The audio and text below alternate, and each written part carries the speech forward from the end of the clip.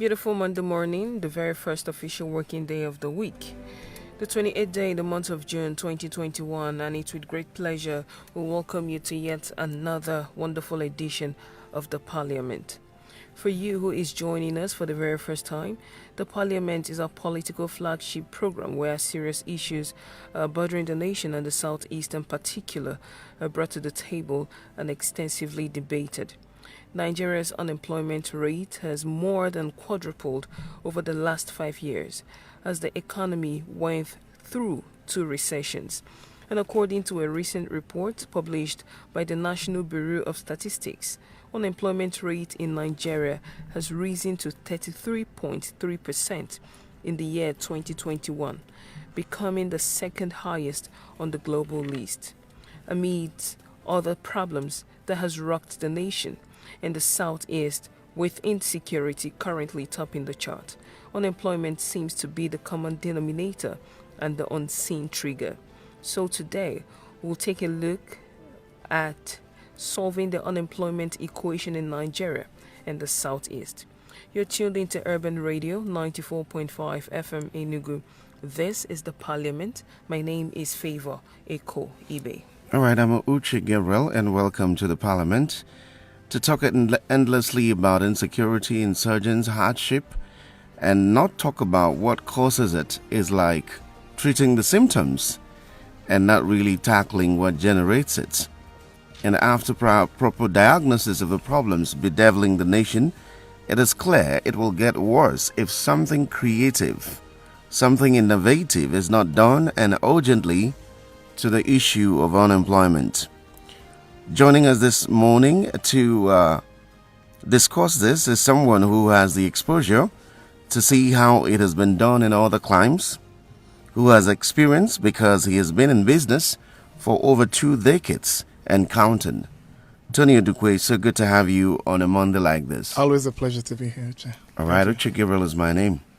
Yes, glad to have you once again to lay the foundation for this very conversation. Would like to understand whose responsibility it is exactly to create jobs. Is it the government or the private sector? Basically, it's everybody's job.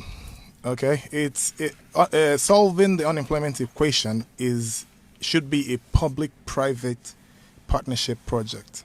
Okay, because government has a major role to play. But the private sector as well has a role to play. But the problem is that we are all resting on our oars, and the private sector is slacking because the government is sleeping, right? We need to lay a little background and kind of follow the history to understand how we got here. Yeah. Before the discovery of petroleum, crude oil in Nigeria was doing well agriculturally, agriculture is very important to any economy, to any nation, because you have to feed your population, but most important for populations that are large, right? And so we were doing very well, and that's why I hear people talking about the granite pyramids all the time, talking about the palm oil coming from the southeast and universities. There's an old man, a veteran politician that comes here all the time. I've forgotten his name. Yes, go on. Yeah, well, he talks about it all the time, how universities were built, from resources, gotten from agriculture. But you see, there's something we call the resource course, and you find that in most countries that have natural resources that are really, really financially, profitable, and you find that in Venezuela, you find that in South Africa, you find that in DRC, you find that in Nigeria. So all of these countries that have either diamond or petroleum turn out not doing well, because what happens is that the politicians get lazy, right? And so that's exactly what happened to Nigeria with the discovery of petroleum. We all gave up on agriculture. We gave up on all of the resources that we had and still have, and stopped exploring them. We started getting the easy money. Okay. And so that easy money made our politicians and policymakers lazy. And so everybody gave up on other sectors that should have, created jobs for our people. And that's basically how we got here. Now, the other thing is, last time I was here, we talked about the HDI, the Human Development Index. Nigeria is ranking very low. That means that with all our universities, we're still not able to bring out real professionals. And so if we lack professionals, we lack decision makers. We lack people who we lack people who know how to run nations, how to run states, how to, develop, a country.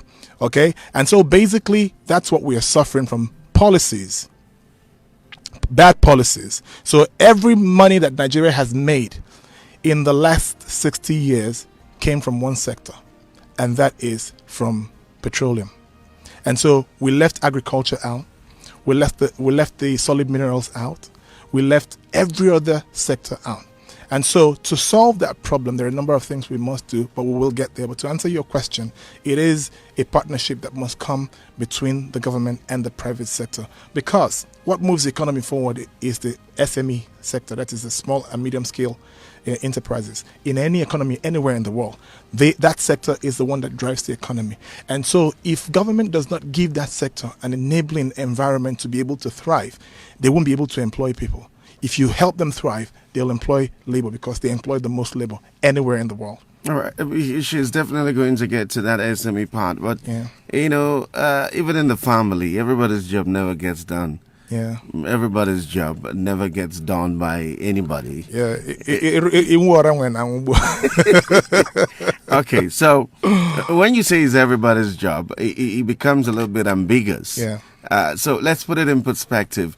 What is really the job of a government, and what is the job of a private sector? Great. So that we can share the olu. Yes. Great question. So basically, government, like I said, has to create enabling environment for businesses to thrive, right? So in the area of policies, that's the job of the government first, to, create great policies that move economies forward. Right? Nigeria is suffering from bad policies, and that's as a result of people in government not supporting. People in government shouldn't be there. A lot of people that are in leadership positions in Nigeria should not be there for any reason, because they're just not qualified for the job. I've heard somebody say that to become a medical doctor you have to go through school 8 years. Right?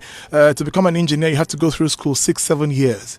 Right? All of these professions require for people to go through school, and after you've gone through school, acquire experience that helps you excel in that area. But then in politics, everybody gets up and goes into politics. A tout who we know on the streets doing, toutish stuff, all of a sudden, because he has a godfather, becomes a local government chairman. He doesn't even know how to write a proposal. He doesn't even know how to veto one. But all of a sudden he gets into a political position because he has a godfather. How do you expect him to do well? So you see, we must ensure that people who are qualified and have pedigree gets into government to be able to create these policies that we're talking about. Now, when we get that right, the next step will be for government to do a number of things: provide infrastructure. Number one, I have said this a million times and I will never stop saying it.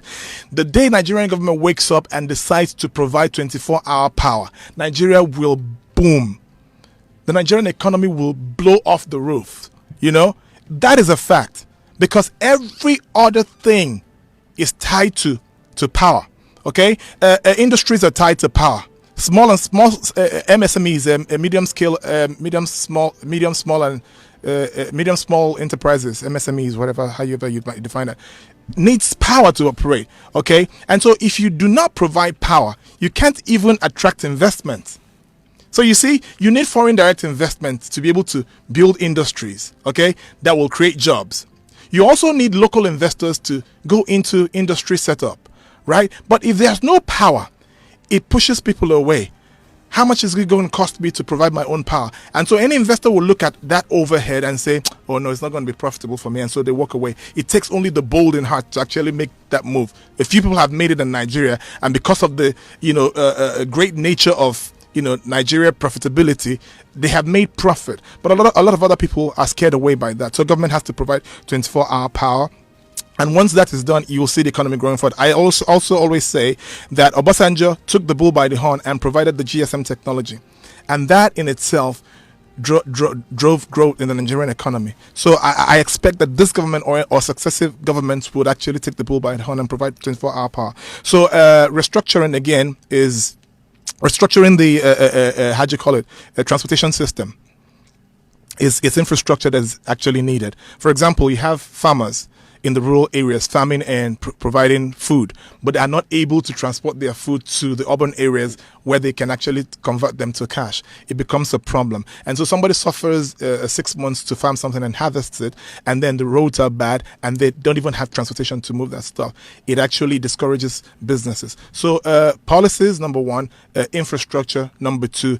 Then again, government must also open up the agricultural sector. Because again, there are a number of things I'm going to talk about, but they're also tied to agriculture, food production, and power. Okay. Now, for example, there are a number of businesses that you can set up, but they also depend on farm produce. Okay. So government must ensure that Nigeria is producing enough food for the local populace to feed, but also enough for the processing industry to be able to process foods and export. It sounds like a tall order. It's not. But again, it's because of that problem of depending on oil. And I'm scared that because of our dependence on oil, Nigeria may actually not have GDP in the next 2, 3, 4 years. Okay, because petroleum is not going to be in vogue for the longest time. Electric cars are coming. Okay, and so if people begin to drive electric cars all over the world, petroleum will not be making any more money. And so what are we going to do then? So like they say in Igbo, Tata Bobo, we need to start now, okay, to invest heavily in agriculture, open up the sector. Let foreigners come and invest in mechanized agriculture in Nigeria. Let local investors invest in mechanized agriculture. Encourage them to do that because it's vital. You must feed the local population. Okay. All right. Talking about policies. Yes. That are probably driven.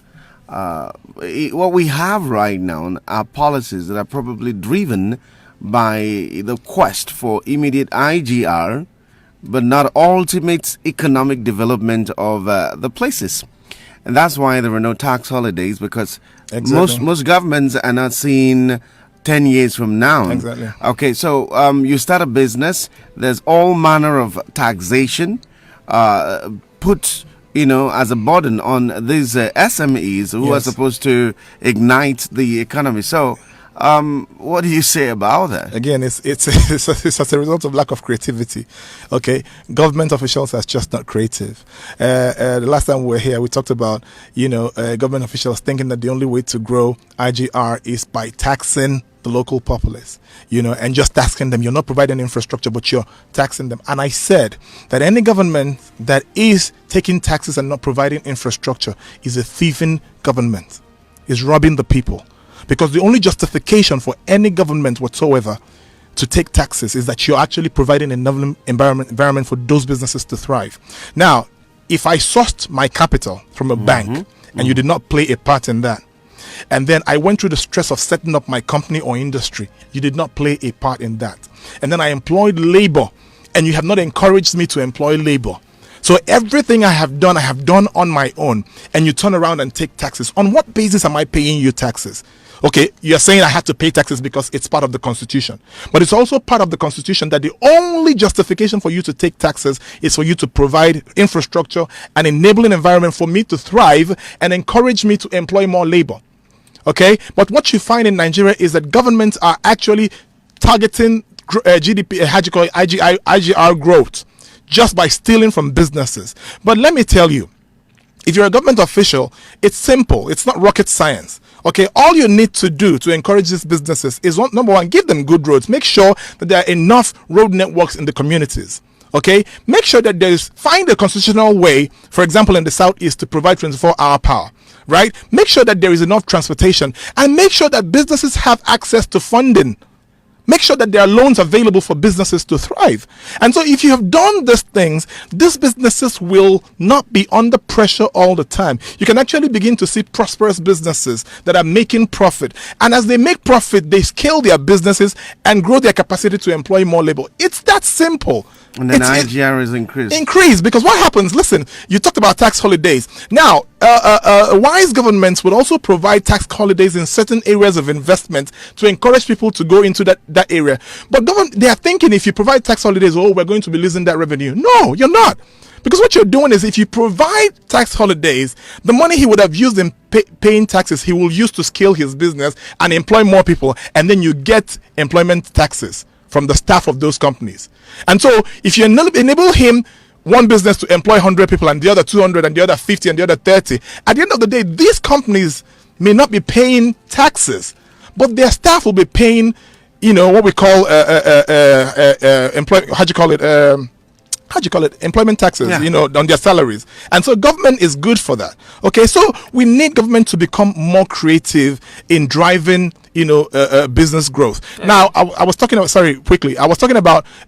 government opening up agriculture. Why government needs to open up the agricultural subsector is that the farmers are able to produce enough food, not just for the local populace to eat, but for the processing industry. All right. And so that processing industry in itself is a multi-billion-dollar industry. Okay. The other thing government needs to do to encourage these businesses is to make sure that as you encourage these processing industries to set up, then you ban the importation of certain commodities. For example, if you open up the sector that processes meat and Nigerians acquire the technology that allows them to produce canned beef, canned mutton, canned chicken, and all of that, what you're going to do to help them grow is to ensure that nobody imports the things that we can produce in the country. And so that means the local populace begins to patronize these businesses and they begin to do well. All right. You said a lot about education in your previous analysis. And Yes. at this point in time, I want to know from your own personal assessment, what exactly, which is more prevalent? Is it unemployment or is it unemployability? Is it that there are no jobs or people who are of employable age are not employable? Which is the more prevalent one? Okay, it's actually sector dependent. There are sectors where you have jobs available, but you don't have qualified people to take those jobs. Okay, in the oil sector, there are jobs that are available. I know that a couple of years ago, oil companies were needing underwater welders, and they didn't have them because. Does their suit provide underwater welding courses? Tell me any school that that provides that. So there are certain specialized skills that certain industries need in Nigeria and don't have qualified people to take those jobs, and so that becomes a problem. And but on the other hand, unemployment is high because it's a function of how well the economy is doing. How does economies do well? Economies do well because economies that do well are mostly industrialized economies, companies that have enough manufacturing, industries that employ labor, right? So government benefits from that a number of ways. One, through taxes paid by the employees of these companies and taxes paid by these companies, government grows IGR. On the other hand, these companies export these commodities and earn forex and repatriate their forex, and government is good for that, right? So unemployment and unemployability, both are problems that Nigeria, have today, and we must find a creative way to solve it. And I'm saying it is solvable. It's solvable. It is solvable, yes. So how much of a contributing factor is the educational sector to this issue? It's great. It's huge. It's huge because you see, when people are educated properly, they're enabled to target certain problems in society and solve them. And making money is a function of solving problems. So when people are properly educated, they are incapacitated to solve problems. And as they begin to solve problems in their societies, it's a barter. Business is a barter, right? I solve your problem and then you give me money. And so that's why people don't understand really the process of making money. That's why a lot of people are chasing money, and they're not making money, right? There are a number of ways that you're able to make money consistently. One is that you give yourself the capacity to solve problems. Number two is that you're able to develop a product that you can exchange for money. By giving yourself the capacity to solve problems, what do you mean? By that I mean that, for example, if asphalt is somebody's invention, asphalt that you use to tar the roads, right? But do you know that somebody in Ghana has discovered a way to use both plastic and another material recycled from stuff thrown in the dirt bin to actually tar roads and make pavements and all of that. That's an invention. And so government of Ghana is looking into how to help that young man scale that technology because it's cheaper. So you can imagine that young man has discovered a solution to a problem, a cheaper solution to a problem. And so when he begins to get paid for that solution, what does he get? Profitability. He excels in his area of business. So people must be able to, in themselves, try to solve problems. Okay, Nigerians are not doing that. Everybody wants to open a boutique. Everybody wants to open a fuel station. Everybody wants to open. Tachosa is doing well. I'm sorry to mention that. I want to open a restaurant because this person is doing well. People are not being creative, and that's because our educational systems are not teaching people creativity. Now, when I traveled overseas 20 years ago, I first traveled to a country that spoke Portuguese. I didn't speak Portuguese, right? And so I couldn't get a job. But I needed to pay my rent because you had to pay on the 5th of every month. And it's not like in Nigeria. If you don't pay, you're out on the street.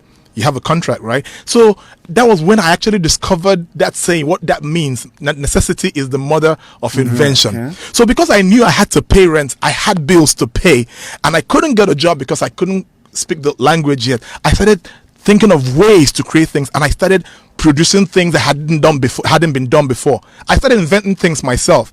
And so these inventions caught the eyes of some people, and they started paying me money for that. And you see, I started making money, right? But that's because I have always been a creative person, curious person. I always want to make stuff with my hands, right? So people must be thought of, on how to create things. Look at problems in the society and ask yourself, how can I solve these problems? Begin to research, begin to look at what other people have done. And if you're able to come up with a solution, money follows you. That's number one. Number two, if you go to school, you learn mathematical equations. I said this last time I was here. You learn mathematical equations. You learn principles that every time you apply them, you arrive at a certain result that somebody in America arrived at.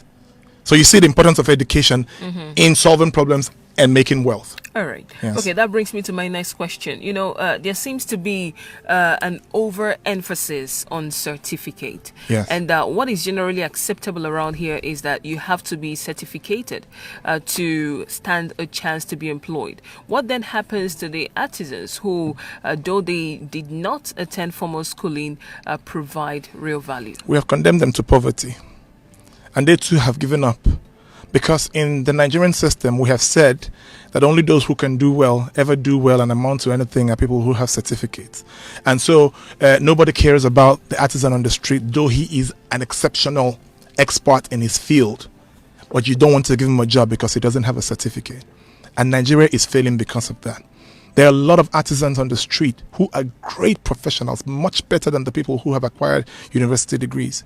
And then we're not giving them a chance. And they too have given up. Some of them, have eventually died as a result of hunger or one kind of sickness or the other, or depression. Other ones have gone into criminality. The Nigerian government is to blame for that. Because you also understand that people who hold HNDs are discriminated in the employment sector in Nigeria. People always prefer the BScs over the HNDs, let alone people who don't even have any certificate at all. But you see, it's because of something that happened in the probably generation of our fathers, where I said it before, where people get out of school and then there's a car waiting, and there's a house waiting, right?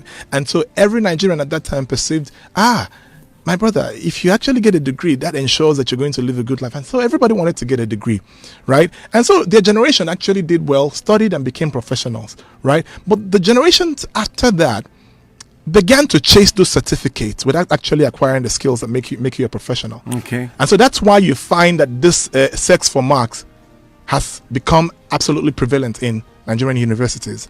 And young men and young girls are also joining cult groups and sorting out lecturers with money to get the certificate and not the skill.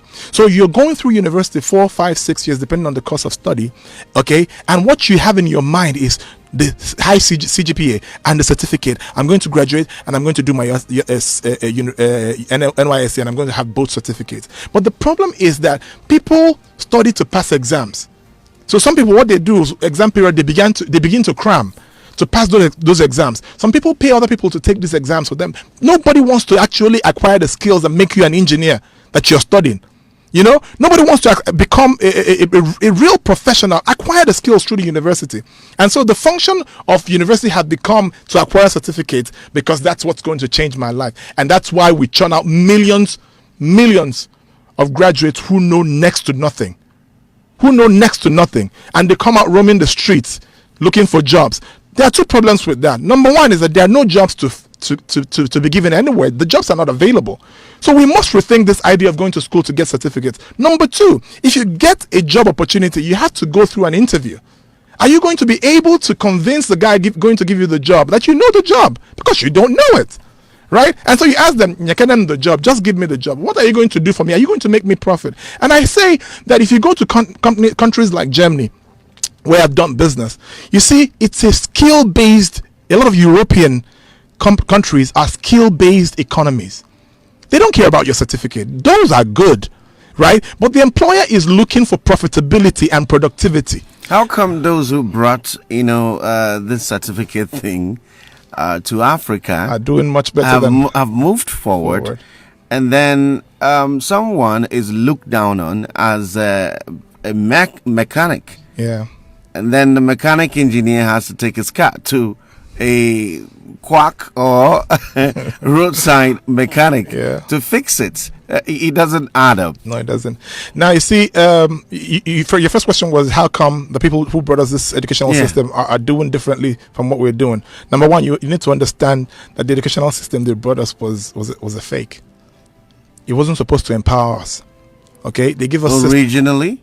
Yes, originally, because the point is you find out that a lot of the mathematical principles being practiced in Europe and America aren't being practiced here.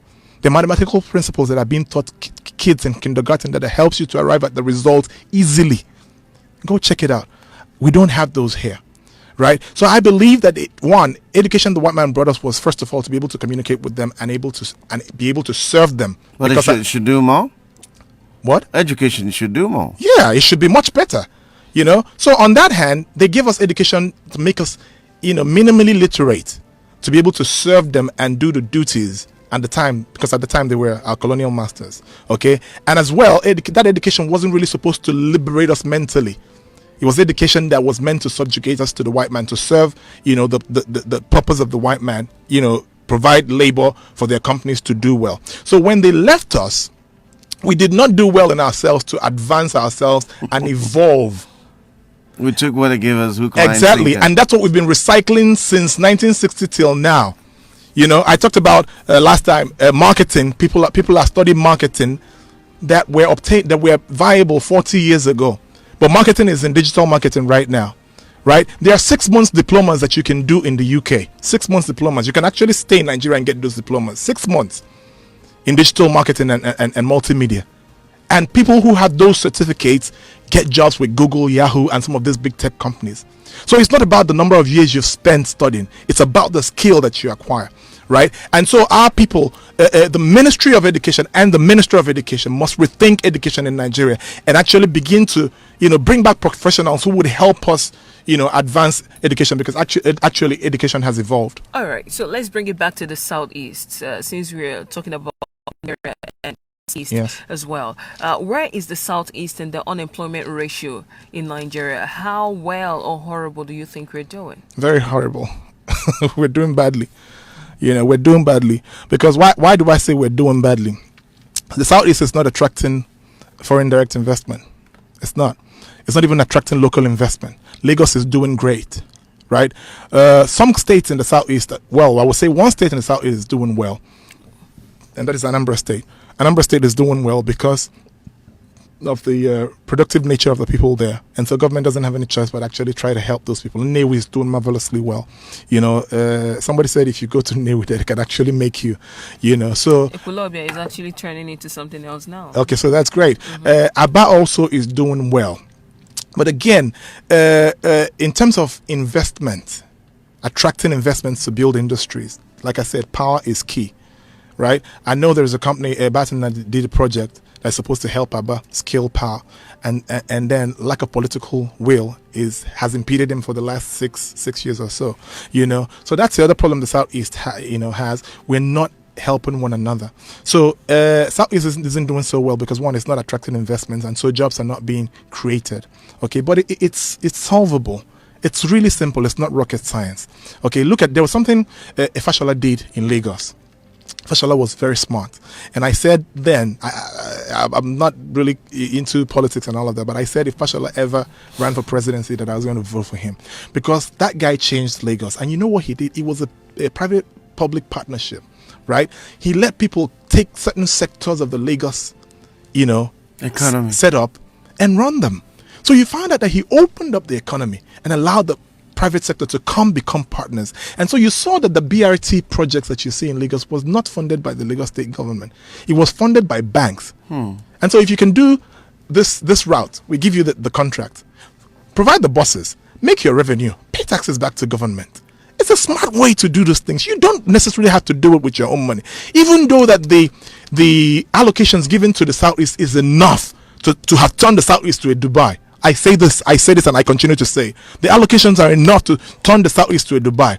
But even if you don't want to use your own money, open up the economy, let the private sector come in, give tax holidays, encourage them to come, give them baits, that will encourage them to come. So they're going to come, people are going to come and invest in industries, invest in transportation, invest in manufacturing. It is quite simple. You can't create jobs if you do not create industries. And so if you give people baits, they're going to take those baits and they're going to come build industries. And as they build industries, they do well. But security is also pertinent. It's absolutely very important that governments find, sustainable ways to provide security. Because no matter how profitable a region seems, I'm not going to lose my life for that profit.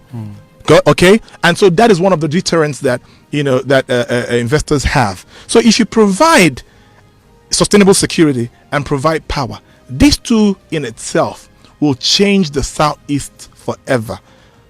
And I just don't know why our governments and